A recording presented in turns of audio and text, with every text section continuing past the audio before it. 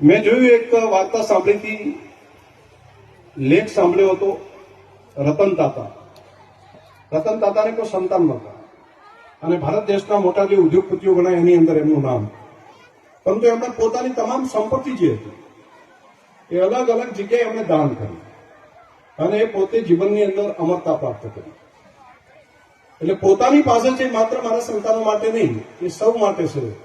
આવો ભાવ ઉભો કરવો બહુ મોટી બાબત છે. અને એવું જ કામ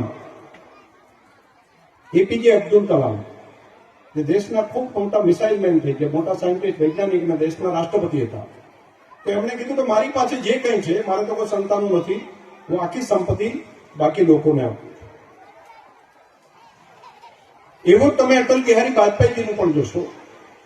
અને મેં હમણાં દેશના પ્રધાનમંત્રી મોદી સાહેબે એમને મળેલો ધારાસભ્ય તરીકેનો જે પ્લોટ હતો ગાંધીનગરમાં, એ પ્લોટ એમણે પોતાને કે પોતાના પરિવારને કે કુટુંબને પેલું કરવાની જગ્યાએ એમણે કીધું કે એના ઉપર વર્ષોથી આપણી સંગીતની સાધના થઈ છે, જેની અંદર આપણા વેદોમાં પણ એક વેદ જેને સંગીત માટેનું ગાન કર્યું છે, તો એના માટે કરીને હું મારો પ્લોટ પણ સમર્પિત કરું છું અને તમે આની અંદરથી સંગીત માટેનું મોટું ઇન્સ્ટિટ્યૂટ ઊભું કરો.